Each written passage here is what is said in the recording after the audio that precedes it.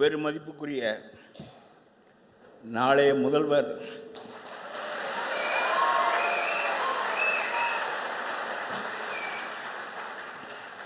எடப்பாடியார் அவர்களே, சாணக்கியாவை திறம்பட நடத்தி வருகின்ற மதிப்புக்குரிய பாண்டே அவர்களே, குழுமி இருக்கின்ற அறிவார்ந்த பெருமக்களே,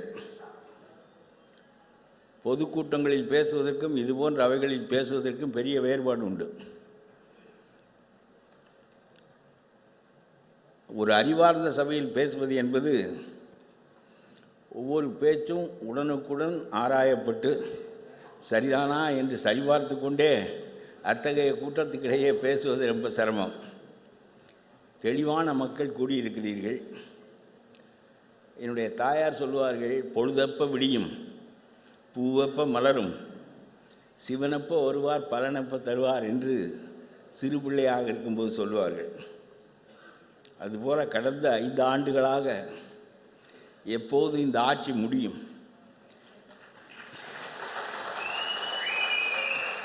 பொழுது விடியாதா, புத்தாட்சி மலராதா என்று நாம் எதிர்பார்த்து கொண்டிருந்த காலம் மிகவும் நெருங்கிவிட்டது. இந்த கூட்டத்தினுடைய சிறப்பு எடப்பாடியார் கலந்து கொள்வதுதான். லூயி ஃபிஷர் காந்தியை பற்றி காந்தியோடு உடனிருந்து அவரை ஆராய்ந்து மிகச்சிறந்த நூலை எழுதியவன். காந்தியை பற்றி இந்தியர்கள் எழுதிய நூல்களிலெல்லாம் விட மிகச்சிறந்த நூலை அந்த அமெரிக்கன் தான் எழுதினான்.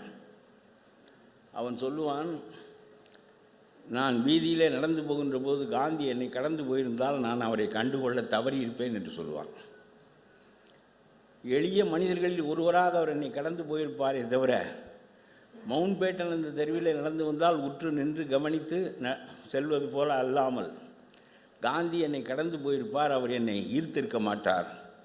சாதாரண மனிதர்களில் ஒருவராக அவர் காட்சி அளிக்கின்ற காரணத்தினாலே என்று லூயி ஃபிஷர் சொல்வார். அதுபோல் எடப்பாடியை நாம் கடந்து செல்ல நேரிட்டாலும் சரி, நாம் பார்த்து உரையாட நேரிட்டாலும் சரி, எந்த திகைப்பும் எந்த அச்சுறுத்தலும் அவருடைய தோற்றத்திலோ பேச்சிலோ இருக்காது. நம்முடைய கிராமத்தில் உள்ள ஒரு விவசாயி ஒரு பெருமகனோடு பேசி கொண்டிருக்கின்ற உணர்வு தான் நமக்கு ஏற்படுமே தவிர, அதற்கு மீறி அவர் எவ்வளவு பெரிய பதவியில் இருக்கின்ற போதும் அப்படித்தான் இருந்தார், பதவியில் இல்லாத போதும் அப்படித்தான் இருக்கின்றார் என்பதுதான். பதவி தன்னை உயர்த்துகிறது என்கின்ற மனிதர்கள் பதவியை விட்டு இறங்குகின்ற போது தாழ்ந்து போவார்கள்.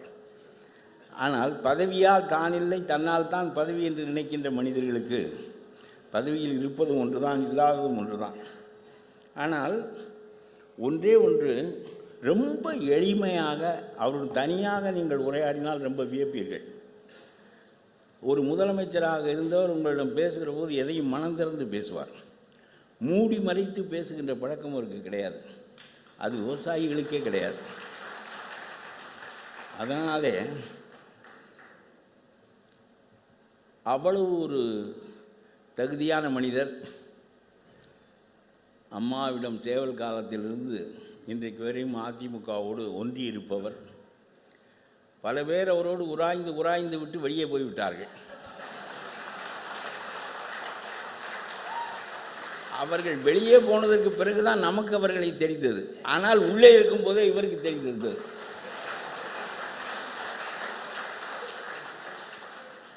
வெளியே நேர்மாறான இடத்திற்கு போன பிறகு எப்படி இந்த ஆள் இவ்வளவு காலம் இங்கே இருக்க முடிந்தது என்று நாம் வியந்திருக்கின்றோம். ஆனால் இவர்களெல்லாம் ஒரு நாள் போவார்கள் என்பது அவருக்கு தெரிந்திருக்கும் போல் இருக்கிறது. அதனால் எதற்கு அங்கே போக வேண்டியவர்களை இங்கே வைத்து கொண்டு மல்லு கட்ட வேண்டும் என்று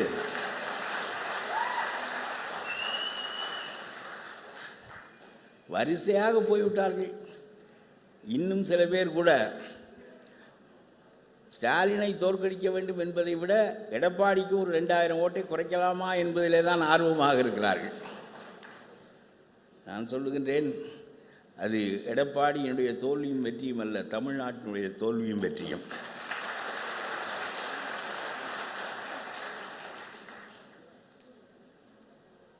இன்றைக்கு இங்கே வருவதற்கு முன்னால் தமிழ்நாட்டினுடைய 40-50 ஆண்டு காலமாக தலைவர் காமராஜர் காலத்திலிருந்து எடப்பாடியார் காலம் வரையிலும் நான் அரசியலில் இருக்கின்றேன்.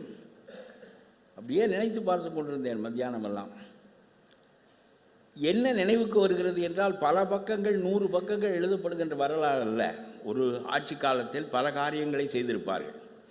ஆனால் ஒருவரை யார் என்று கேட்டால், காந்தியை யார் என்று கேட்டால் பளிச்சென்று மகாத்மா என்று தான் நினைவுக்கு வரும். ஒரு வரியில் நினைவுக்கு வர வேண்டும். 2-3 காரியங்களை மட்டுமே தான் வரலாறு தனிமைப்படுத்தி பெரிதுபடுத்துமே தவிர பக்கமாக எழுதப்படுகின்ற காரியங்கள் அல்ல. கருணாநிதியிலிருந்து எடப்பாடியார் வரையிலும் தமிழ்நாட்டு வரலாற்றில் இவர்கள் வகித்த இடம் என்ன, செய்த காரியங்கள் என்ன என்று நான் நினைத்து கொண்டிருந்தேன். 2-3 வரிகளில் எது முக்கியத்துவமானதோ அதை மட்டும் சிந்தித்து கொண்டிருந்தேன். அப்பொழுது எனக்கு தோன்றியது, திராவிட இயக்கம் கருணாநிதியில் தொடங்கி அண்ணா திராவிட முன்னேற்ற கழகத்தின் பிறப்பு, வளர்ச்சி, எடப்பாடி வரையிலும் நான் நினைத்து பார்த்தபோது ஒவ்வொருவரும் என்ன செய்தார்கள், அவர்களை பற்றி நினைக்கின்ற போது நினைக்கத்தக்கதாக எது இருந்தது என்பதுதான் கேள்வி. அது நல்லதாக இருந்ததா கெட்டதாக இருந்ததா? பல காரியங்கள் நல்லதாகவும் இருந்திருக்கும், அதை விட அதிகமான காரியங்கள் கெட்டதாகவும் இருந்திருக்கும். சில பேருக்கு சில காரியங்கள் தப்பாக இருக்கும், பல காரியங்கள் நல்லதாக இருக்கும். ஆகவே நல்லதையும் தீயதையும் சீர்தூக்கி பார்க்கின்ற போது எது முதன்மைப்பட்டு நிற்கிறது என்று நான் யோசித்து கொண்டிருந்தேன். கருணாநிதியினுடைய ஆட்சி என்கின்ற போது எனக்கு முதலிலே நினைவு வந்தது கச்சத்தீவு பறிபோனது தான்.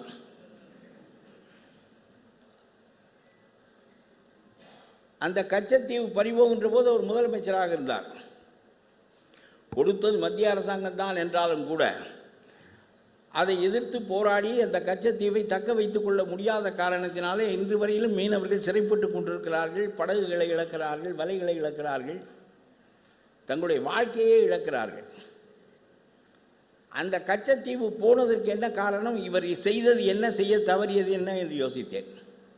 பெருபாரி என்கின்ற இடத்தை, மேற்கு வங்காளத்தை சேர்ந்த ஒரு இடத்தை பாகிஸ்தானுக்கு கொடுத்து விட்டார் நேரு. அவர்கள் இருவரும் பேசினார்கள், இந்த கிராமத்தை எனக்கு கொடுத்து விடு என்று சொன்னார். சரி, வைத்துக் கொள்ளுங்கள், இதில் என்ன இருக்கிறது என்று கொடுத்து விட்டார் நேரு. பொங்கி எழுந்து விட்டார் மேற்கு வங்க முதலமைச்சர். நீ யார், உன் அப்பன் விட்டு சொத்தா தூக்கி கொடுப்பதற்கு? நீ நினைத்தால் எதையும் கொடுத்து விடுவாயா? இதெல்லாம் உயிரெழுதி வைத்து மாற்றத்தக்க சங்கதிகள் என்று நினைக்கிறாயா? எங்களுடைய மண் மேற்கு வங்காள மண், வங்க மொழி பேசுகிற மக்கள் இங்கே வாழ்கிறார்கள். அதை எப்படி நீ பாகிஸ்தானோடு சேர்க்கலாம்? அரசியல் சாசனத்திற்கு உட்பட்டது அந்த மாற்றம். ஒரு தலைமை அமைச்சர் தான் விரும்பிய காரணத்தினாலே அதை கொடுத்து விடலாம் என்று தலைமை அமைச்சர் அதிகாரத்திற்கு கட்டுப்பட்டது இல்லை. அது அரசியல் சாசனத்தில் பாராளுமன்றத்தில் 2/3 பெரும்பான்மையின் கீழ் இவையெல்லாம் பேசப்பட்டு விவாதிக்கப்பட்டு அதற்கு பிறகு கொடுக்கப்பட வேண்டும். அது மேற்கு வங்காளத்தினுடைய சமூகத்தோடு தான் கொடுக்கப்பட வேண்டுமே தவிர நீ நினைத்தபடி தூக்கி கொடுத்து விட முடியாது என்று அதே காங்கிரஸ் கட்சியினுடைய முதலமைச்சராக இருந்த மேற்கு வங்காள அமைச்சர் முதலமைச்சர் நேருவை போட்டு என்று ஆட்டி விட்டார். பிறகு உச்சநீதிமன்றத்திற்கு போனார். உச்சநீதிமன்றம் சொன்னது இந்திய மண்ணை தூக்கி கொடுப்பதற்கான உரிமை தலைமை அமைச்சருக்கு இல்லை. ஆகவே அந்த பகுதி திரும்ப பெறப்பட வேண்டும் என்று சொல்லப்பட்ட பிறகு பெருபாரி திரும்ப மேற்கு வங்காளத்தோடு இணைக்கப்பட்டது. இந்த வரலாறு ஏற்கனவே இருந்தும் அதற்கு பின்னால் கச்சத்தீவு கொடுக்கப்படுகின்ற போது இதே வழியிலே போய் போராடுவதற்குரிய தன்மையை விட்டுவிட்டு அவர்கள் கொடுத்து விட்டார்கள், நான் தீர்மானம் போட்டேன் சட்டசபையிலே என்று சொல்லிக் கொண்டிருப்பது என்பது ஒரு தகுதியான மனிதனிடம் அந்த ஆட்சி இல்லாததினால் மீனவர்கள் இன்றைக்கு படுகின்ற பாடு. அது ஒன்று எனக்கு நினைவுக்கு வந்தது. பிறகு ஈழத்து சச்சிதானந்தன் கூட இங்கே வந்திருக்கிறார். அதற்கு அடுத்தாற்போல் எனக்கு நினைவுக்கு வந்தது, இவருடைய ஆட்சி தமிழ்நாட்டில் இருந்தபோது காங்கிரஸ் சிங்களவர்களுக்கு உதவியாக படை அனுப்பியது, பணம் அனுப்பியது, ஆயுதங்களை அனுப்பியது, எல்லா வகையான உதவிகளையும் செய்தது. ஈழ இயக்கம், விடுதலை இயக்கம் அழிவதற்கு காங்கிரஸ் முன்னெடுப்பு செய்தபோது ஆட்சியில் இருந்த அவர், இங்கே வாருங்கள், மத்திய அரசாங்கத்திலும் நாங்கள் இருக்கிறோம், கீழேயும் இருக்கிறோம், இந்த காரியம் நடக்குமானால் நீங்கள் சிங்களவர்களுக்கு உதவுவீர்களே, ஆனால் நாங்கள் ஆட்சியை விட்டு போய்விடுவோம், உங்களுடைய மந்திரி சபையை விட்டும் போவோம், அதை எதிர்த்து போராடுவோம் என்று சொல்லியிருந்தால் மத்திய அரசாங்கம் இவருடைய கூட்டணி அரசு அமைச்சர்கள் இருக்கின்ற காரணத்தினாலே அதை தைரியமாக செய்திருக்க முடியாது. சொல்லவில்லை. ஒரு 2 மணி நேரம் 2 பெண்டாட்டிகளையும் கால் மாட்டிலும் தலைமாட்டிலும் வைத்துக்கொண்டு உண்ணாநோன்பு இருந்தாரே தவிர அதற்கு மேல் அவரால் எதுவும் செய்யவில்லை. அதனுடைய விளைவாக ஈழ இயக்கம் பறிபோய்விட்டது. 30 ஆண்டுகள் நடந்த இந்த இயக்கம், தமிழனுக்கு ஒரு நாடு கிடைக்கும் என்று நாம் நம்பிய இயக்கம் பறிபோய்விட்டது. கடைசியாக இன்றைக்கு அந்த விடுதலை இயக்கத்தின் தொடர்ச்சியே இல்லாமல் போய்விட்டது. அதை பற்றி பேசுவாரே இல்லாமல் போய்விட்டார்கள். இத்தகைய வீழ்ச்சி நேரிட்டதற்கு அவருடைய ஆட்சி அங்கே இருந்தது தான் காரணம் என்று நான் கருதினேன். இது 2 தான் எனக்கு அவருடைய ஆட்சியை பற்றி நினைவுக்கு வந்தது. அவர் செய்த 1-2 நல்ல காரியங்களும் இருக்கலாம். ஆனால் எல்லாவற்றையும் விட பெரிய தீங்கான காரியம் என்பது தமிழர்களுக்கான மீனவர்களுக்கான கச்சத்தீவை தூக்கி கொடுத்ததும், தமிழர்களுடைய விடுதலை இயக்கம் தமிழின தலைவர் என்று சொல்லிக்கொண்ட ஒருவரின் காலத்திலேயே அழிந்து போனதும் தான் எனக்கு நினைவுக்கு வந்தது. அதாவது உங்களுக்கு சொல்லுகிறேன், அதற்கு பிறகு இப்பொழுது ஸ்டாலின் வந்திருக்கிறார், அவருடைய வாரிசு. இன்னும் 2 பேர் வைத்திருக்கிறார்கள். அவர்களெல்லாம் திருவாரூருக்கு போக வேண்டியதான், அது வேறு. ஆனால் இவருடைய எடுத்தோன்னே எனக்கு மனசில் தோன்றியது, ஒரு மனிதன் கிரிமினல் குற்றவாளி, ஊழல் குற்றவாளி. அந்த ஊழல் குற்றவாளி தன்னுடைய ஊழலை நீதிமன்றத்திலேயே ஒப்புக்கொள்ளுகிறான். ஆமாம், நான் பேருந்து நடத்தினர் ஓட்டுநர்களுக்கு காசு வாங்கி கொண்டு தான் அந்த வேலையை கொடுத்தேன். பிறகு நீதிமன்றத்துக்கு இந்த வழக்கு வந்து விட்டது. நான் அவர்களெல்லாம் கூப்பிட்டு வாங்கியதை திருப்பி கொடுத்து விட்டேன். அவர்களும் வாங்கி கொண்டேன் என்று சொல்லிவிட்டார்கள். ஆகவே என்னை விடுதலை செய்யலாம் என்று அவர் சொன்னார். சொன்னவுடன் உயர்நீதிமன்றம், அடே நாணயமாக திருப்பி கொடுத்து விட்டீர்கள், ஆகவே உங்களை விடுதலை செய்ய வேண்டியதுதான் என்று சொல்லி அந்த நீதிபதியும் சொன்னார். நம்முடைய உயர்நீதிமன்ற அரசர்கள் எல்லாரும் அப்படி என்று சொல்ல முடியாது.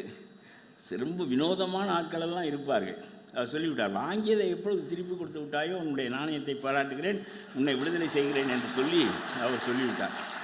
நான் அடுத்த நாள் நினைத்தேன், இனிமேல் ஒவ்வொரு திருடனும் மாற்றிக்கொண்டு விட்டால் நான் எடுத்த பொருளை திருப்பி கொண்டே அவரிடம் வைத்து விட்டேன், அவரும் வாங்கி கொண்டதாக சொல்லிவிட்டார், ஆகவே என் மீது வழக்கு கிடையாது என்று சொன்னால் எல்லா நீதிமன்றங்களும் விடுதலை செய்ய வேண்டியதுதான். இப்படிப்பட்ட வாதங்களெல்லாம் உயர் நீதிமன்றத்திலேயே வந்தன. ஆனால் அதையெல்லாம் தாண்டி அந்த சுப்ரீம் கோர்ட் அந்த வழக்கை மீண்டும் உயிர்ப்பித்து அதை எடுத்துக்கொள்ள வேண்டும் என்று சொன்னது என்பது ஒரு பக்கம் இருக்கட்டும். அவர் சிறைக்கு போகிறார். 1.5 ஆண்டுகள் சிறையில் இருக்கிறார். 1.5 ஆண்டுகள் சிறையில் இருக்கின்ற காலத்தில் கொஞ்ச நாள் கழித்து அவர் அப்பொழுது மந்திரியாக இல்லை.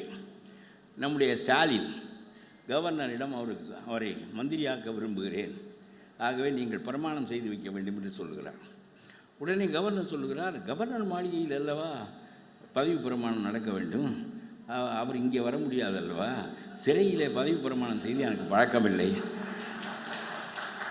ஆகவே நான் வர முடியாது என்று சொல்லிவிட்டார். பிறகு இவர் சொன்னார், தட் இஸ் மை ப்ரையாரிட்டி, நீ வராவிட்டால் என்ன, அவரை ஒரு முதலமைச்சர் என்கின்ற முறையில் நான் மந்திரியாக ஆக்குவேன் என்று சிறையில் இருந்த ஒரு கிரிமினல் கைதியை, ஊழல் செய்தேன் என்று ஒப்புக்கொண்ட ஒரு கிரிமினல் கைதியை அவர் மந்திரியாக ஆக்கி 1.5 ஆண்டுகள் சிறையில் இருந்தார். வருங்கால வரலாறு சொல்லும் நம்முடைய இந்திய சட்டங்கள், இதுவரையிலும் இந்தியா விடுதலை அடைந்து 75 ஆண்டு காலத்தில் ஒரு கிரிமினல் குற்றவாளி சிறையிலே மந்திரியாக இருந்த வரலாறு கிடையவே கிடையாது. எந்த ஆட்சியிலும் கிடையாது, எந்த மண்ணிலும் கிடையாது, எந்த மாநிலத்திலும் கிடையாது. இப்படி ஒன்று நடக்க முடியும் என்று அரசியல் சாசனம் எழுதியவர்களுக்கு தெரியாத காரணத்தினாலே இப்படி ஒன்று நடந்தால் அதற்கு மாற்றி என்ன செய்ய வேண்டும் என்பதை பற்றி அவர்கள் சிந்தித்திருக்கவில்லை. இந்திய அரசியல் சாசனம் மிகச்சிறந்த விற்பனர்களால் உருவாக்கப்பட்டது.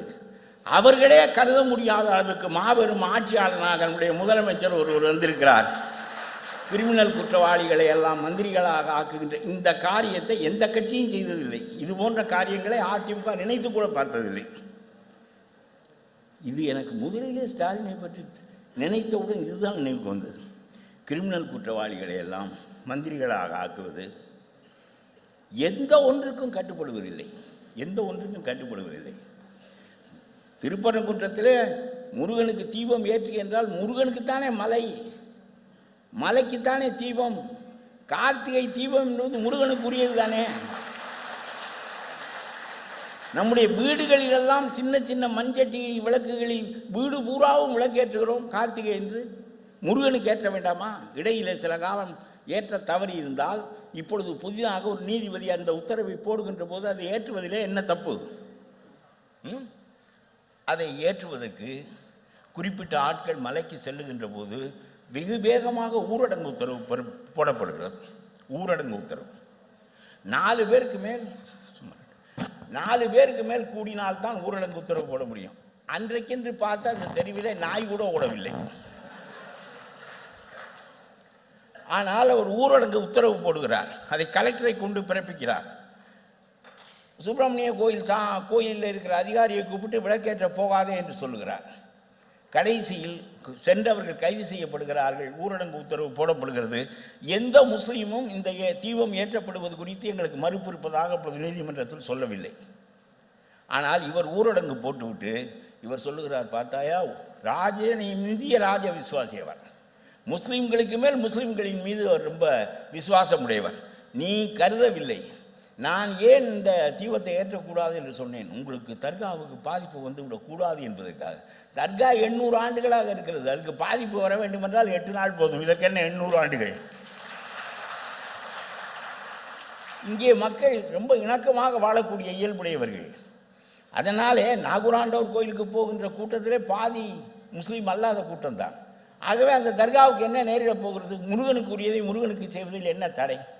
அது கூட பிரமாதம் இல்லை. எனக்கு ஸ்டாலினை பற்றி தோன்றியது என்ன இதில் என்று உங்களுக்கு சொல்லுகிறேன். ஊரடங்கு உத்தரவு பிறப்பிக்கப்பட்டது. ரொம்ப நீதிபதியெல்லாம் தூக்கி எறியப்பட்டார். அது கிடக்கட்டும்.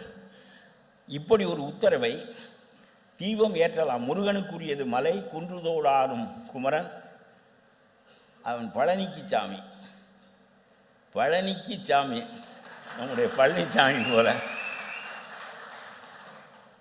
அவனுக்கு தீபம் ஏற்றுவதில் எப்படி தடை இருக்க முடியும்?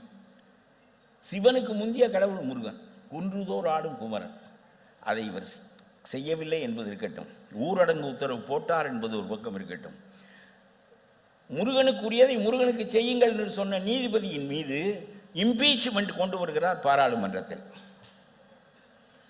இங்கே உள்ள 40 பேருக்குத்தான் புத்தி இல்லை என்று கருதினால் நாட்டிலே உள்ள 100 MP அதற்கு கையெழுத்து போடுகிறான். நான் கேட்கிறேன், ஒரு நீதிபதி லஞ்சம் வாங்கினார், ஊழல் செய்தார் என்பதற்காக இம்பீச்மெண்ட் கொண்டு வருவது நியாயம்? ஒரு நீதிபதி ஒரு தீர்ப்பு சொன்னார் என்பதற்காக, ஒன்றிலே ஒரு குறிப்பிட்ட கருத்து கொண்டிருந்தார் என்பதற்காக இம்பீச்மெண்ட் கொண்டு வருவது, பதவி நீக்கம் செய்வதை என்பதை நீங்கள் முறையாக கொள்வீர்களே. ஆனால் நாட்டிலே எந்த நீதிபதி இருக்க முடியும்? எந்த நீதிமன்றம் இயங்க முடியும்? ஒரு முட்டாள்தனமான ஆட்சி இந்த நாட்டிலே நடந்து கொண்டிருக்கிறது என்பதுதானே அதற்கு அடையாளம். நீங்கள் நீதிமன்றத்தையும் ஆட்சியையும் தனித்தனியாக பகுத்து வைத்தீர்கள். ஆட்சியாளர்கள் நாங்களே முழு அதிகாரம் உடையவர்கள் என்று கையிலே எடுத்துக்கொள்வார்கள். திராவிட மாடல் ஆட்சிகள் எல்லாம் பின்னால் நடக்கும் என்று கருதித்தான் நீதிமன்றத்தை தனி அதிகாரம் உடையதாக நம்முடைய அரசியல் சாசனம் வகுத்தது. ஆனால் அந்த நீதிபதியின் மீது இம்பீச்மெண்ட். இதற்கு 100 எதிர்க்கட்சி எம்பிக்கள் கையெழுத்து போடுகிறார்கள். அது தோற்கடிக்கப்பட்டுவிடும் என்பது வேறு. ஆனால் மனிதனுடைய சிந்தனை போகின்ற நிலைகளை பாருங்கள். ஒரு கிரிமினல் குற்றவாளியை இவர் சிறைக்குள்ளே மந்திரியாக்குவார். இன்னொரு பக்கம் ஒரு நீதிபதியின் மீது அவர் சொன்ன தீர்ப்புக்காக பதவி நீக்க தீர்மானம் கொண்டு வருவார். இவையெல்லாம் நான் கேட்கிறேன், நாடாளுகின்ற மனிதனுடைய போக்குகளா? இது எவ்வளவு கேவலமான ஆட்சி இங்கே நடந்து கொண்டிருந்தால் இது போன்ற காரியங்கள்லாம் நடக்கும். 40 அடி ரோடு போடு என்று சொன்னால் வேறு யாரும் இதை செய்யவில்லை. எதிர்க்கட்சிகள் கூட கண்டுபிடித்து சொல்லவில்லை. விஜிலன்ஸ் என்ற ஒரு டிபார்ட்மெண்ட் இருக்கிறது. அந்த டிபார்ட்மெண்ட் ஒரு நாள் வரிசையாக ஆராய்ச்சி செய்து கொண்டே போனது. பிறகு ஒன்றை கண்டுபிடித்தது. 40 அடிக்கு 100 கிலோமீட்டர் தூரத்துக்கு போடப்பட வேண்டிய சாலையில் 10 அடி சாலையே இல்லை. இதுவரையிலும் சின்ன தப்புகள் செய்திருப்பார்கள். 2 இன்ச்சு கல் போட வேண்டும் என்றால் 1.5 இன்ச்சு போட்டிருப்பார்கள். இது போன்ற காரியங்கள் உலகத்தில் நடந்தது உண்டு. 10 அடி சாலை 100 கிலோமீட்டர் தூரத்துக்கு இல்லை. 40 அடி தூரத்திற்கு ரோடு போட்டதாக பணம் கொடுக்கப்பட்டிருக்கிறது, செக் வழங்கப்பட்டிருக்கிறது. சீஃப் இன்ஜினியரிலிருந்து ரிட்டையர் ஆன இன்ஜினியரிலிருந்து அந்த மந்திரி வரையிலும் இதில் சம்பந்தப்பட்டவர்கள் எல்லாம் தெளிவாக புலனாய்வுத்துறை குறிப்பிட்டு இவர்களின் மீது வழக்கு போடு என்று சொன்னால், புலனாய்வுத்துறை முதல் தகவல் அறிக்கையை பதிவு செய் என்று சொன்னால் நம்முடைய டிஜிபி பதிவு செய்ய மறுக்கிறார். இதை கண்டறிவதற்காகத்தான் விஜிலன்ஸே மறுக்கிறார். அது மட்டுமல்ல, KN நேருவின் மீது 1800 கோடி ரூபாய்க்கு ஊழல் குற்றம் சாட்டப்பட்டு எல்லா ஆவணங்களும் எங்கள் கையிலே இருக்கின்றன என்று அவற்றை அனுப்பி இதன் மீது ஒரு வழக்கு பதிவு செய்யுங்கள் என்று டிஜிபியிடம் புலனாய்வுத்துறை சொல்லுமானால் அதுவும் பதிவு செய்யப்படவில்லை. பிறகு அதிமுகவை சேர்ந்த இன்பதுரை என்கின்றவர் இந்த வழக்கை எடப்பாடியார் சொல்லியோ அவருடைய வழிகாட்டுதலோ உயர்நீதிமன்றத்திற்கு எடுத்து செல்கிறார். உயர்நீதிமன்றம் இந்த வழக்கை பதிவு செய், அதற்கான சான்றுகள் எல்லாம் சரியாக இருக்கின்றன என்று உயர்நீதிமன்ற நீதிபதி சொல்லுகிறார். சொன்ன பிறகும் இவர்கள் வழக்கு பதிவு செய்யவில்லை. இப்பொழுது அவர் கண்டெம்ப்ட் ஆஃப் கோர்ட் என்று மறுபடியும் போகிறார். பாருங்கள், நம்முடைய கோர்ட்டுகளும் இப்படி இருக்கின்றன, நம்முடைய போலீஸ் துறையும் இப்படி இருக்கிறது. குற்றவாளிகள் என்னுடைய ஆட்சியின் கீழே என்னுடைய மந்திரிகள் குற்றம் செய்வார்களே ஆனால் தே ஆர் எபோவ் லா என்பது ஸ்டாலினுடைய கோட்பாடு. என்னுடைய மந்திரிகள் குற்றம் செய்வார்களே ஆனால் எங்களுடைய கட்சிக்காரர்கள் எல்லாம் தமிழ்நாட்டினுடைய கிரிமினல் குற்றச்சட்டத்திற்கு அப்பாற்பட்டவர்கள், தே ஆர் எபோவ் லா. ஒன்று சொல்லுகிறேன், 12ஆம் நூற்றாண்டில் ஒரு இங்கிலாந்தினுடைய மன்னன் சொன்னான், நான் சட்டத்திற்கு மேலானவன், நான் செய்கின்ற குற்றங்களுக்காக என்னை விசாரிக்க முடியாது என்று சொன்னான். அப்பொழுது அந்த மக்கள் பெரும் போராட்டம் நடத்தினார்கள். போராட்டம் நடத்தி மன்னனால் தாக்கு பிடிக்க முடியவில்லை, இல்லாவிட்டால் ஆட்சி போய்விடும் என்கிற நிலைமை வந்தபோது அவன் சொன்னான், சட்டத்திற்கு மன்னனும் உட்பட்டவன் என்பதை 12ஆம் நூற்றாண்டில் அந்த மன்னன் முதலாக ஒப்புக்கொண்டான். நோபடி இஸ் எபோவ் லா என்கின்ற கோட்பாடு முதலாக 12ஆம் நூற்றாண்டில் அது மேக்னா கார்ட்டா என்று அழைக்கப்படுகிறது. இந்த மேக்னா கார்ட்டா என்பது உலக திருப்பங்களிலேயே ஒன்று என்று வரலாற்றாசிரியர்கள் சொல்வார்கள். ஒரு மன்னனை சட்டத்திற்கு உட்பட வைத்த அவ்வளவு பெரிய மேக்னா கார்ட்டா தான் உலகத்தின் முன்னேற்றங்களில் ஒரு படி என்று சொல்வார்கள். 12ஆம் நூற்றாண்டில் அந்த மேக்னா கார்ட்டா ஏற்பட்டு இப்பொழுது என்னுடைய மந்திரிகள் எல்லாம் சட்டத்திற்கு அப்பாற்பட்டவர்கள், அவர்களை பற்றிய வழக்குகள் டிஜிபி பதிய மாட்டார், எங்களுடைய அரசு அதை விசாரிப்பதற்கு ஒப்புக்கொள்ளாது என்று சொல்லுகின்ற நிலைமை இங்கே இருக்குமானால் இது ஒரு அரசா என்று கேட்கிறேன். இது ஒரு அரசா? 7 வயது சிறுமியிலிருந்து 60 வயது கிழவி வரையிலும் அவ்வளவு பேரும் கற்பழிக்கப்படுகிறார். 7 வயது சிறுமியும் எப்படி கற்பழிக்க முடியும் என்று தெரியவில்லை, 60 வயசு கிழவியும் எப்படி கற்பழிக்க முடியும் என்று தெரியவில்லை. எல்லாம் நடக்கிறது, நாடாகவே இல்லை, இது குப்பை காடாக இருக்கிறது. அதற்கு காரணம் போலீஸை அவர் தன்னுடைய போக்குக்கு பயன்படுத்துவதுதான். ஆனால் இவற்றையெல்லாம் மாற்றுவதற்கு எனக்கு ரொம்ப சமயங்களில் தோன்றும், எதற்கு மோடியும் சேர்ந்து இவர்களுடைய ஊழல் பட்டியலை படித்து கொண்டிருக்கிறார், அந்த மந்திரி செய்தார், இது அதை நான் தான் வழக்கம் இல்லாமல் புலம்பிக்கிட்டு இருக்கேன், எனக்கு ஒரு சக்தியும் இல்லை, நான் புலம்புறது நான் எதுக்கு மோடி புலம்ப வேண்டும் என்று கேட்டேன். இங்கே மதுரைக்கு வந்தபோது எடப்பாடியாரையும் வைத்துக்கொண்டு பெரிய பட்டியல் சொன்னார், அடித்து இறக்கினால் மண்டையில் ஆணி அடித்தது போல் இறக்குவதற்குரிய அதிகாரம் உங்களிடம் இருக்கின்ற போது அதை மாற்றி செய்வதற்கான காரியங்கள் இருக்கின்ற போது நீங்களும் மக்களிடம் சொல்லி சலித்து போய்விட்டது. 50 ஆண்டுகளாக இவ்வளவு குற்றங்களுக்கிடையே அப்பனும் மகனும் மாறி மாறி வந்து கொண்டிருக்கிறார்கள். இதுதான் கடைசி என்பது வேறு, எந்த ஒன்றுக்கும் ஒரு முற்றுப்புள்ளி இருக்கும் என்பது வேறு. ஆகவே எதற்காக நான் இதை சொல்கிறேன் என்றால், எவ்வளவு தூரம் கேவலமாக ஒரு ஆட்சி பகிரங்கமாக நடக்கிறது. எல்லாவற்றுக்கும் மேலாக திராவிட மாடல் ஆட்சி என்று வேறு பெயர். ஆகவே இந்த நிலையில் திராவிட இயக்கத்தினுடைய வழிபடி ஆட்சிகள் என்னுடைய நினைவை உறுத்தின. அது ஒரு பக்கம் இருக்கட்டும். இன்னொரு பக்கம் கருணாநிதிக்கு பிறகு எம்ஜிஆர் வருகிறார். எம்ஜிஆரை பற்றி 2 தான் என்னுடைய மண்டையில் அடித்தது. எம்ஜிஆர் ஆட்சிக்கு வருகிறார். ஆட்சிக்கு வந்து இப்பொழுது கூட சொல்லுகிறார்கள் சில நடிகர்கள், அந்த நடிகர் வரவில்லையா, இந்த நடிகர் வருவதற்கு என்ன என்று. அதெல்லாம் அவர் வந்தவுடன் முதலில் திண்டுக்கல்லில் போய் நின்றார். நின்று இது 100 நாள் ஓடுகிற படம் என்று கருணாநிதி சொன்னார்.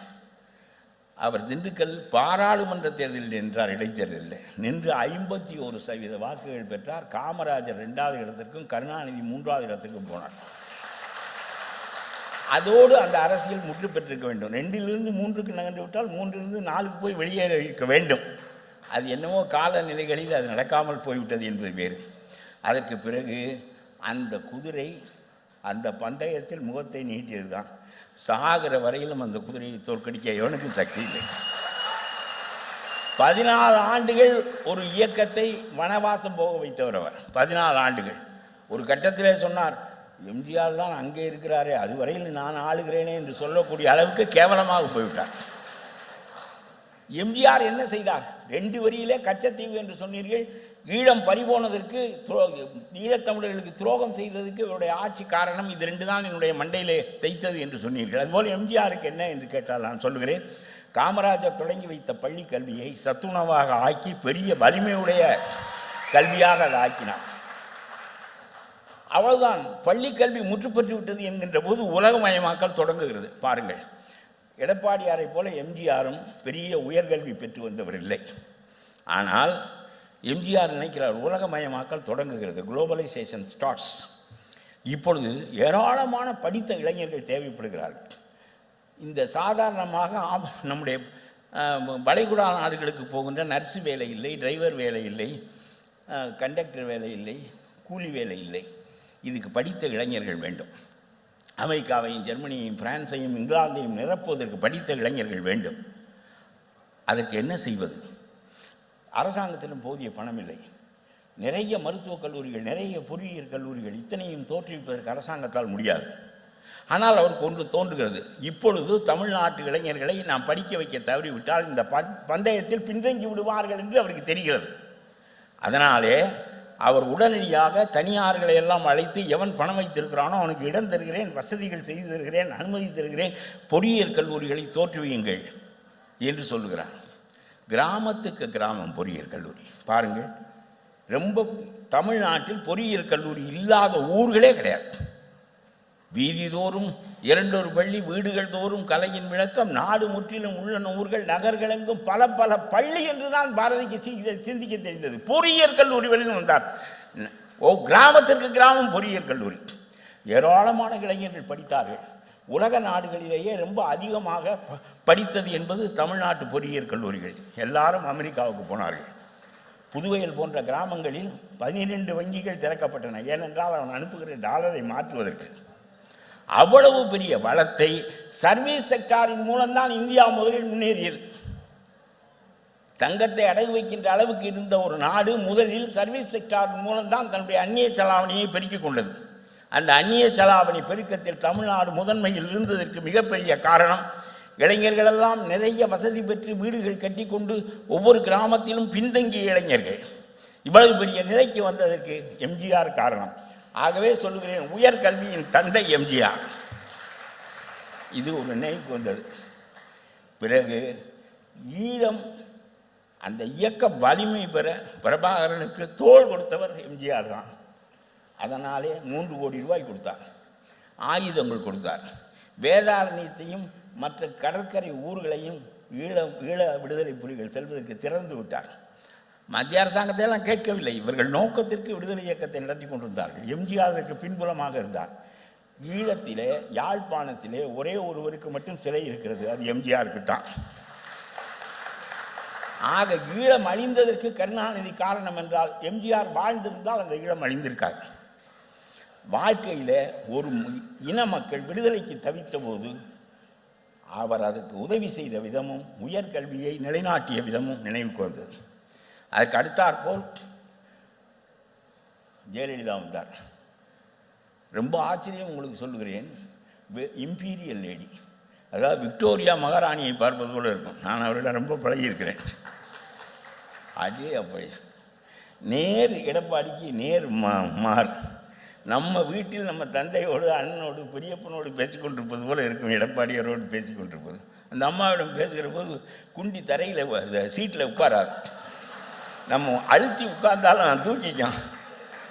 அதுதான் கெடுபிடி, அவ்வளவு கெடுபிடி. ஆனால் ரொம்ப அறிவாக பேசுகின்ற பேச்சு கேட்பார்கள், அது வேறு. நான் அவர்களிடம் இருந்திருக்கிறேன். அவர்கள் காலத்தில் தான் நான் எம்எல்ஏ ஆனேன். அது ஒரு பக்கம் இருக்கட்டும்.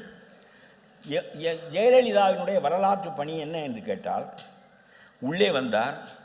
ஒரு திராவிட இயக்கத்திற்குள் ஒரு ஆரிய பெண் வருகிறார். இது ஒரு முரண் என்று கருணாநிதியால் பெரிதி பிடித்து பேசப்படுகிறது. உள்ளே வந்த ஜெயலலிதா இடஒதுக்கீட்டு கொள்கையை 29% 68% மாற்றுகிறார். 68%, 50% மேல் மாற்ற முடியாது என்று உச்சநீதிமன்றத்தின் தீர்ப்பு இருந்தது. உச்சநீதிமன்றத்தின் தீர்ப்பெல்லாம் அவருக்கு சாதாரணம். 68% அதை உயர்த்திவிட்டு பிறகு அதை 9வது ஷெட்யூலில் அதை பாதுகாத்தார். எந்த நீதிமன்றமும் இன்றைக்கு வரையிலும் அதை மாற்ற முடியவில்லை. இடஒதுக்கீட்டுக்கு பெருவாரியான பிற்பட்டவர்கள் இன்றைக்கு நாட்டிலே இந்த வசதிகளையும் தகுதிகளையும் பெற்றிருப்பதற்கு ஜெயலலிதாவினுடைய அந்த ஆணித்தரமான போக்குத்தான் காரணம். திராவிட இயக்கத்தின் உயிர் கொள்கை இந்தி எதிர்ப்பு, இடஒதுக்கீடு.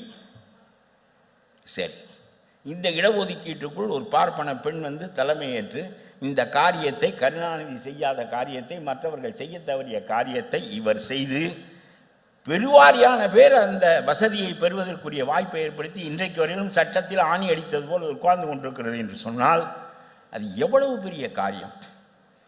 இதுபோல் உங்களுக்கு ஒன்று சொல்லுகிறேன். நான் ஒரு கட்டுரை எழுதினேன், 2ஆம் திராவிட சிசு ஜெயலலிதா என்று. ஆரிய பெண்ணாக பிறந்து திராவிட இயக்கத்துக்குள் நுழைந்து திராவிட கொள்கைகளை திராவிடர்கள் கொண்டு போகாத உயரத்திற்கு கொண்டு போன காரணத்தினால் இவர் திராவிட சிசுவாக ஆனார். இவருக்கு முன்பு இதுபோல் செய்தவர் ஒருவர் இருந்தார், ஞானசம்பந்தர். அவர் ஆரியராக பிறந்து திராவிட சமயமாகிய சைவ சமயத்தை தூக்கி பிடித்து சிவன் கோயில் தோறும் பாடி கடைசியில் அவர் தேவாரத்தில் ஒருவராக நடைபெற்று நின்றதை பற்றி ஆதிசங்கரர் சொன்னார், இவன் திராவிட சிசு என்று. முதல் திராவிட சிசு ஞானசம்பந்தர் என்றால் 2ஆம் திராவிட சிசு ஜெயலலிதா. அந்த திராவிட இயக்கத்தின் பார்ப்பன எதிர்ப்பு முனை ஒழிக்கப்பட்டது. அதோடு முடிந்து ஒரு சமரசமான போக்கு. இன்றைக்கு எல்லா பிராமணர்களும் எடப்பாடிக்கு ஓட்டு போட ஏன் விரும்புகிறீர்கள் என்றால் அந்த சமரச போக்கு அதிமுகவிலே இயல்பாக ஏற்பட்டது, அந்த வெறுப்பு அடிப்படையில் அல்ல. இது அவர் செய்த மிகப்பெரிய காரணம். அவர் உண்டாக்கிய அம்மா உணவகம் நிகரற்றது. உங்களுக்கு சொல்கிறேன், இந்தியா இன்னும் 100 மடங்கு வளர்ந்தாலும் 20% மக்கள் ஏழைகளாக இருப்பார்கள். கார்ப்பரேட் கம்பெனிகளுடைய தன்மை அது. அடிமட்டத்தில் ஒரு 20% பேரை இரவு உணவு இல்லாமல் படுக்க வைக்கின்ற வேலையை இந்த கார்ப்பரேட் கம்பெனிகள் செய்து கொண்டே இருக்கும். ஆகவே அம்மா உணவகம் அவர்களுக்கு 5 ரூபாய்க்கு சாப்பாடும் 1 ரூபாய்க்கு இட்டலியும் கிடைக்கின்ற வகையில் சாப்பிடுவதற்கு வழி இல்லாமல் ஒரு மணி இரவு படுக்க போக வேண்டாம் என்கின்ற நிலையில் அம்மா உணவகத்தை ஏற்படுத்தியது இன்னொரு பெரிய சங்கதி. சரி, முடிந்தது. ஸ்டாலின் கதையும் கருணாநிதி கதையும் சொல்லிவிட்டேன், எம்ஜிஆர் கதையும் அம்மா கதையும் சொல்லிவிட்டேன். அடுத்தது எடப்பாடி. இவர் ஆட்சிக்கு வருகிறார் பாருங்கள். 4 ஆண்டுகள் தான் ஆட்சியில் இருந்தார். 4 ஆண்டுகள் ஆட்சியில் இருந்ததில் 2 ஆண்டு கொரோனா. அப்புறம் என்ன செய்வது? 2 ஆண்டு கொரோனா, அதனுடைய வீச்சு 3ஆவது ஆண்டு ஆட்சியை விட்டு வருகின்ற வரையில் இருந்தது. 2 ஆண்டு கொரோனாவில் வண்டிகள் ஓடாது, பெட்ரோல் போட மாட்டார்கள், பெட்ரோலால் வருகிற வருமானம் வராது. பெட்ரோல் பெரிய வருமானம் தமிழ்நாட்டுக்கு வராது. நீங்கள் ஒரு தோசை தின்னா வரி கட்டுவீங்க, வெளியே போனால் தானே தோசை திம்பிய. எவனும் வீட்டை விட்டே போக முடியாது, எந்த வரியும் வராது. ஜிஎஸ்டியெல்லாம் இருந்ததே தவிர பெரிய இழப்பு. அரசாங்கம் இருக்கிறதே தவிர இயங்க முடியவில்லை. மக்கள் நடமாட்டமே இல்லை. அவர் தொழில் செய்யவில்லை, கடைக்கு போகவில்லை, வேலைக்கு போகவில்லை, எதுவும் கிடையாது. எந்த நடமாட்டமும் இல்லை. இந்த 2 ஆண்டுகளில் எப்படி இந்த அரசாங்கத்தை நடத்துவது? அப்புறம் மருத்துவமனைக்கு பிறவற்றுக்கு உதவிகள் செய்தாக வேண்டும் என்கின்ற கட்டாயமாக ஒரு நிலை இருந்தது. இதற்கு இடையே அவர் இவ்வளதையும் செய்துவிட்டு 2 ஆண்டு கொரோனா முடிந்து அதனுடைய வேகம் தனியாத நிலையிலேயே அவருடைய ஆட்சி முடிகிறது. இதற்குள் சில காரியங்கள் செய்திருக்கிறார் பாருங்கள். இந்த வரிசையாக பிற்பட்டவர்களுக்கான நன்மையை எப்பொழுதும் அதிமுக அரசு தான் பெரிய நிலைக்கு எடுத்துக்கொண்டு போயிருக்கிறது. முதலில் எம்ஜிஆர், பிறகு அம்மா, பிறகு எடப்பாடியார். அவர் காலத்தில் நீட் என்று சொன்னார்கள். நீட்டை கொண்டு வந்ததே திமுக காரன் தான் என்பது யாருக்கும் தெரிவதில்லை.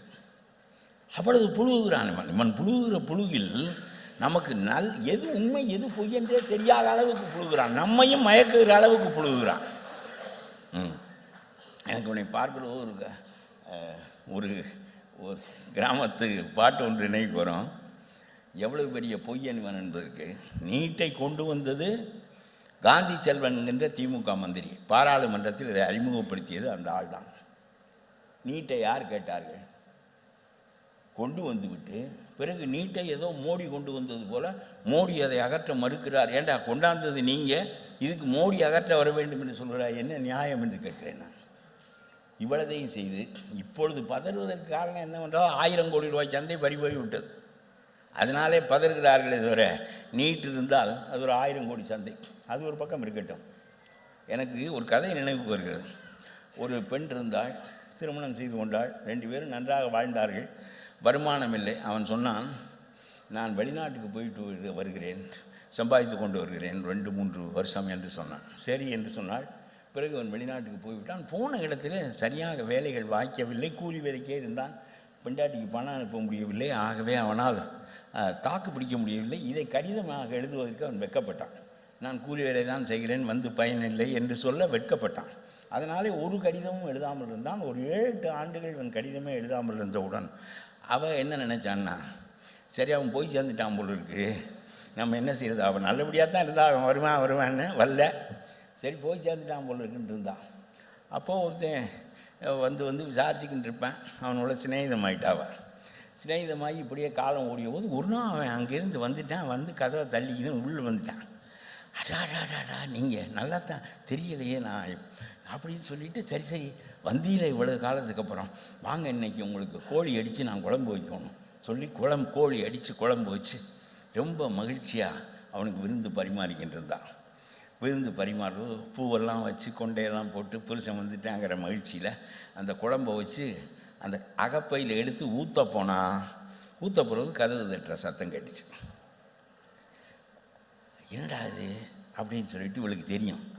இவன் உள்ளே உட்காந்துருந்தான். இப்போ பயந்து ஓடினான், போய் கதவை திறந்தா, ஏய் கள்ள புருஷன் அவங்ககிட்ட சொன்னான், ஏய் என் புருஷன் வந்துட்டான், இனிமேல் இங்கே வர்ற வேலை வச்சுக்காத போ அப்படின்னா. ஏண்டி சிரிக்கி இம்புட்டு காலம் என்னோடைய இருந்துட்டு கொஞ்சிட்டு இப்போ உடனே இந்த வேலையை வச்சுக்காதேங்கிற, என்னடி நினச்சிக்கிட்டு இருக்கா என்ன, போய் அவட்ட குடுமையை பிடிச்சான். இவ திரும்பினான், குடுமையை பிடிச்சவால எடுப்பில் இருந்து அருவாளை எடுத்து அந்த கொண்டையை அறுத்துட்டான். கையில் முடி வந்துருச்சு. இவன் அதை பற்றியெல்லாம் கவலைப்படல, விறுவிறுன்னு வீட்டுக்குள்ளே போயிட்டான். இனிமேல் வராதரான்ட்டு போயிட்டான். போனோன்னே புருஷங்கிட்ட மறுபடியும் குழம்பு எடுத்து கரண்டியில் ஊற்ற போனான். நிமிர்ந்து பார்த்தான் புருஷன். பார்த்துட்டு, என்ன பூ வச்ச கொண்டை எங்கேன்னு கேட்டான். பூ வச்ச கொண்டை முதல்ல இருந்துச்சே, இப்போ பூ வச்ச கொண்டை எங்கேன்னா. யாருக்கும் அவ்வளவு சாதுரியமாக பதில் சொல்ல வராது. திமுக மாதிரி அவர் பதில் சொல்கிறா பாருங்க. ஐயோ நீங்கள் வெளிநாட்டுக்கு போயிட்டீங்களா, பாயத்து பரியத்து போனீரே சாமி, நோயற்று நொடியற்று வருவீரே. ஆனால் நீங்கள் நல்லபடியாக சேர்ந்துட்டா சோறிட்ட அகப்பையை குழம்பிடும் முன்னர், சோத்துக்கு அகப்பையில் குழம்பு எடுத்து ஊற்றுறதுக்கு முன்னாடி, ஏன்னா அதில் நடந்திருக்க நேரத்தை சரி பண்ணுறா பாருங்க. அதுக்கு எவ்வளவு திராவிட மாடல் திறமை இதெல்லாம். குழம்ப மோந்தோடனே எனக்கு ஞாபகம் வந்துச்சு, நம்ம சாமிக்கு நேர்ந்துக்கிட்டு இருக்கமே இந்த கொண்டையை கொடுக்குறதா அப்படின்னு சொல்லிட்டு குழம்பு சட்டியில் போட்டுட்டு நான் போய் கொண்டையை சாமிக்கு பிராடிக்கு கொடுத்துட்டு வந்தேன்னா. பாயத்து பரியத்து போனீரே சாமி, நோயற்று நொடியற்று வருவீரேயானால் பூவிட்ட கொண்டை இல்லை, சோறிட்ட அகப்பை குழம்பிடும் முன்னர் பூவிட்ட கொண்டையை பிராரிக்கு நேர்ந்தேன்னால. அடாடாடா எவ்வளவு விசுவாசம் உனக்கு, இப்படி ஒரு பொண்டாட்டி கிடைக்க நான் தவம் இருந்திருக்கோன்னு நான். அந்த மாதிரி கொஞ்சம் பேர் கூட்டணியில் சொல்லிக்கிந்திரினா, இந்த அரசு மாதிரி ஒரு அரசு உலகத்தில் உண்டா?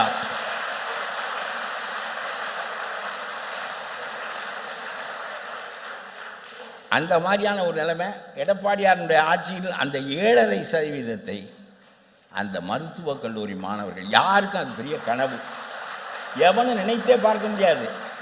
அவன் 2ஆக பிரிந்திருக்கிற சமூகம், ஹேவ்ஸ் அண்ட் ஹேவ் நாட்ஸ் என்பது போல, வசதி மிகுந்தவர்களுக்கு தனியார் பள்ளிகள் கான்வென்ட்டுகள், வசதியற்றவர்களுக்கு அரசு பள்ளிகள். அவர்கள் ரொம்ப பிற்பட்ட தாழ்த்தப்பட்ட சமூகங்களை சேர்ந்தவர்கள். அவர்களுக்கு இந்த மருத்துவக் கல்லூரி என்பது மாபெரும் கனவு. என்ன செய்வது? நீட்டை கொண்டு வந்த அயோக்கியத்தனம் உங்களை சார்ந்தது.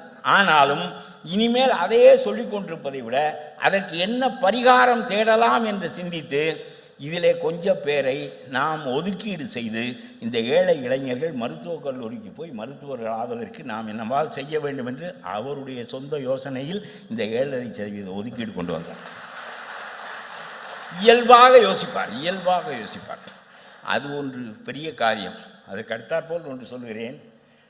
இவர்களோடு போட்டி போட்டு நீங்களும் நானும் கொடுப்பேன் என்று சொல்வதெல்லாம் ஒரு பக்கம் இருக்கட்டும். இந்த அரசியலில் ரொம்ப உங்களுக்கு உடலுக்கு பிறந்தவர் மிதுன், உங்களுடைய மூளையில் பிறந்த மிகச்சிறந்த திட்டம் ஒன்றை நீங்கள் சொன்னீர்கள். பிறகு அது கவனத்தில் கொண்டு வரப்படவில்லை. குடிமராமத்து திட்டம் என்பது உங்களுடைய பிரெயின் சைல்டு. இதை சிந்திக்க தமிழ்நாட்டில் ராஜாஜி காலத்திலிருந்து அம்மா காலம் வரையிலும் ஸ்டாலின் காலம் வரையிலும் அத்தனை முதலமைச்சர்கள் இருந்தாலும் இதை சிந்திக்க ஒரு விவசாயி பழனிசாமியால் தான் முடியும்.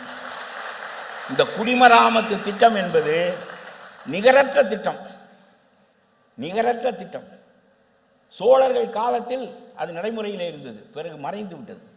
இவரை போன்ற அது விவசாயத்தை வாழ்க்கையாக கொண்டவர்களுக்கு தான் அது தெரியும். அதனுடைய தன்மை என்ன என்றால், ஒவ்வொரு கிராமமும் தன்னுடைய குளத்தை, தன்னுடைய ஏரியை, தன்னுடைய வாய்க்காலை தானே வெட்டி கொள்ள வேண்டும். தன்னுடைய தேவைகளை உணர்ந்து அதை சரி செய்து கொள்ள வேண்டும். அரசாங்கம் அதற்கு உதவியாக இருக்கும். வேலை செய்ய வேண்டியவன் நீ, என்ன வேண்டுமென்று கேட்க வேண்டியவன் நீ. அந்த வாய்க்காலை வெட்ட வேண்டியவன் அந்த கிராமத்துக்காரன், அதனுடைய பயனை அடைய வேண்டியவனும் அவன்.